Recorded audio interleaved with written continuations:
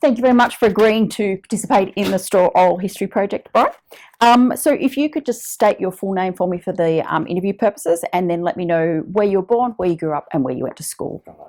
Brian Roach, born in New Lambton in my grandmother's lying in hospital, 1942. She was Nurse Howe, quite well known in the New Lambton district back in the 40s, 50s. I was educated in kindergarten, first and second class at New Lambton Public School, and when New Lambton South opened, I went there for third, fourth, fifth and sixth, and I was Dux at the first year, the sixth class. Then I went on to Newcastle Boys High. After that, I went down to Alexander Mackie Teachers College, graduated as a teacher, taught for 2 years, ended up finishing the first stage of my career at Alaura Aborigine Station up at the Queensland border. And then I resigned and went into the ministry, so I'm a retired priest. I lasted about 2 years, and then medical reasons and a whole range of things, I went back to teaching. And then about 15 years later, I went back into ministry, spent 87 to 95 at Gloucester as the rector there, and then I resigned and went casual teaching all over the place. Okay. Then eventually I became priest in charge of Burke Brewarrina, and I taught as a relief teacher at Burke High School.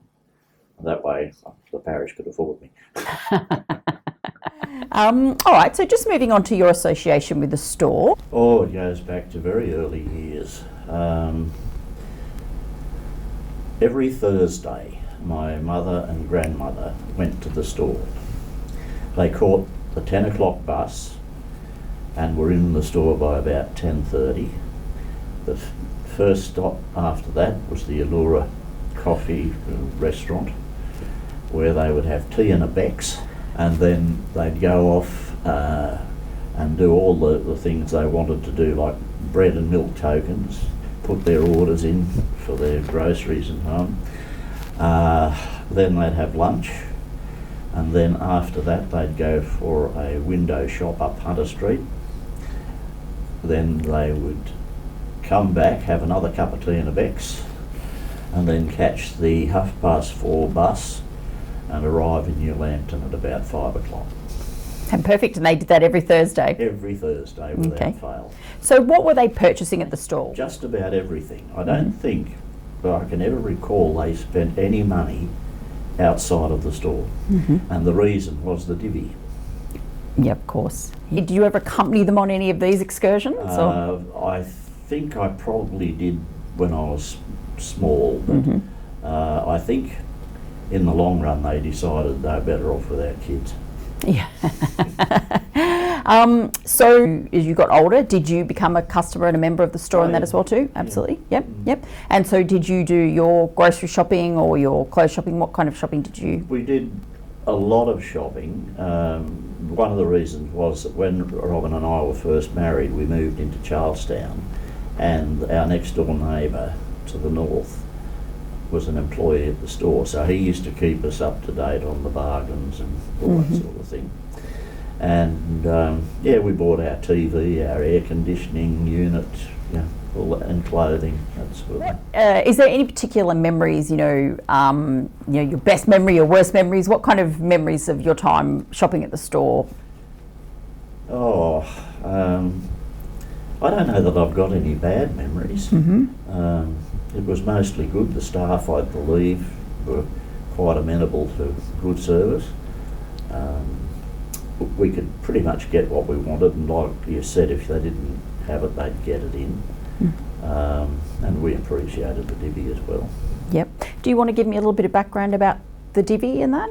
Well, basically it was, you became a shareholder in the store, and then every 6 months they would pay a dividend out of the profits, depending on, I'm not sure whether it was how many shares you had or how much you'd spent. Yeah, I think from memory it might have been a percentage of what you'd spent in Yeah, I that. think it probably was. Because from what I've heard, shopping at the store was a totally different experience to the way we shop now. The interior, the fittings, the way shopping worked, how that differs from the way we shop today, any of those kinds Oh of yeah, every section had a counter, and there were staff obviously there.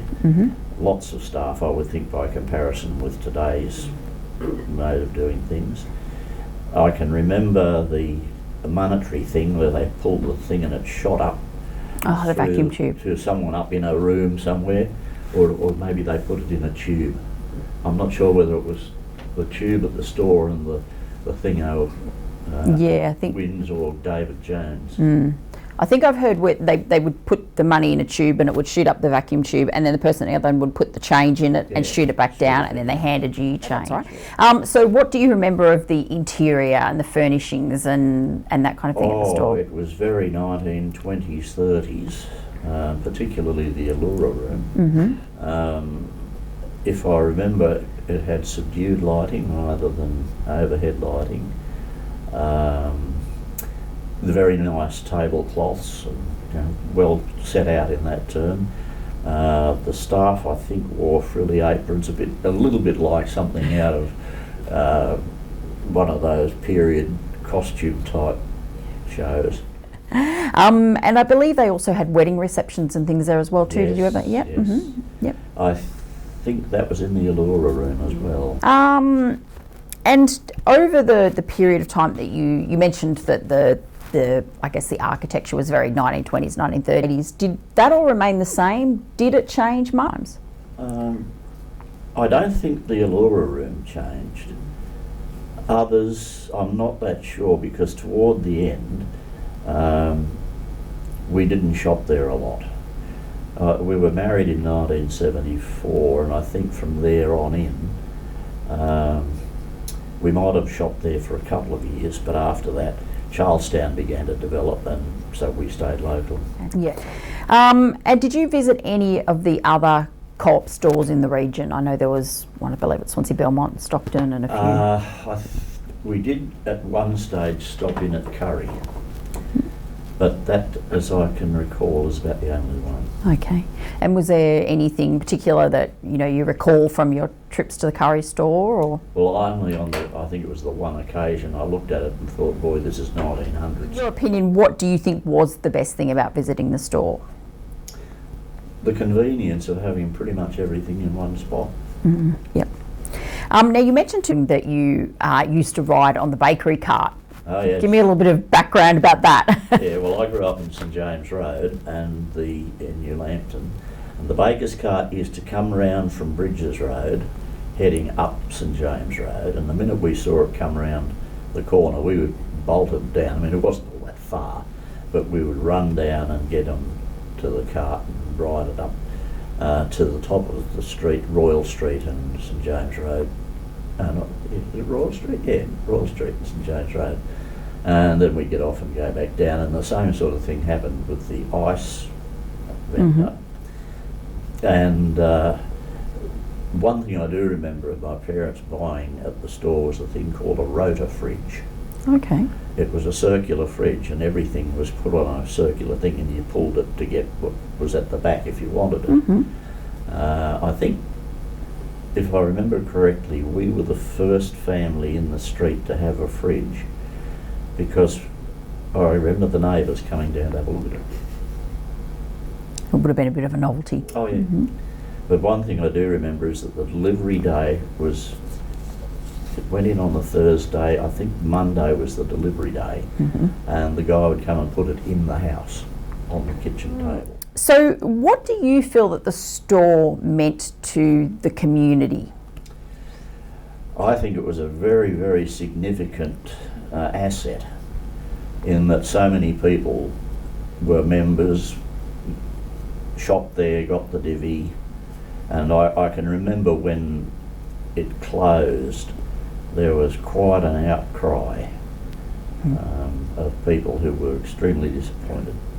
What do you think for Newcastle has been the lasting legacy of the store? Oh, I think in a sense it was almost like a tribal meeting place. Everybody, well, I don't know about everybody, but huge numbers of people patronised it, benefited from all sorts of things that were available. But I keep coming back to the divvy. Did you have a funniest experience at the store? Oh, I think the thing that I remember, I was only fairly small. I got lost, separated from my mother, and that was not a pleasant experience. No, every child's worst nightmare, But isn't other than that, I can remember my first ride on the escalator. I was a bit impressed with that. And I think the technology of the vacuum tube with the money. Yeah. Yes. Anything else that you want to talk about in general with regards to the stores? Only that I think they made a huge mistake in pulling down the facade. I'm very much one who likes to preserve heritage, and the store played such a significant role in the lives of Newcastle people that to leave no trace of it is just beyond reproach. I've said before, the way that the development mentality goes in this country, and particularly in this state, I would suspect that the British are very glad they don't have our people there, or they'd be selling off Oxford University for stone. Do you think that's because we are only 220, 30 years old as a nation that we don't appreciate those? I think so, and I also think that heritage and history, and I'm a former history teacher, heritage and history are very poorly taught in our schools. What other aspects of your time in Newcastle and that would you like to talk about? I think the Hunter Living Histories input, I've spent a lot of time away from Newcastle, and it's not until I retired and came back here and became involved with the Hunter Living Histories that I became fully aware of what's going on. There are a number of things that are in danger. The old School of Arts at Wickham, for example, is one.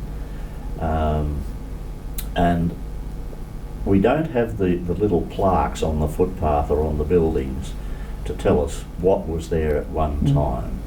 Now, there's a whole lot of little shops like that that are no longer, and there's been no record of any historicity that might have gone with these things, and I think that's tragic. And for example, and this is just a personal thing, my grandmother's lying-in hospital is on the southwest corner of Portland Place and Cromwell Street in New Lambton. Now, I did a trove search a few months ago of all the children who were born in that hospital. And she had another one over in Lambton as well, but I'm not sure where that one was. But there are a significant number of people my age and slightly younger who were born in that place, and I think that should be recorded. Because I can remember as a very, very small boy, my mother used to work for my grandmother, or with my grandmother, and I would quite often go and talk to the ladies in the beds. There's another one like that, I think Nurse Moon, I think it was, had one in another place in New Lambton, and then there was another of the lying-in hospitals in Mackey Avenue, New Lambton. And a significant number of people were born there, because I don't think it was until the 1950s or thereabout that hospital births became the norm. So can you just describe for me, you mentioned the term there, lying in, can you describe what that term means specifically? Well, basically the women went to the place to have their baby, and then they spent the next 6 or 7 days lying in. Yeah.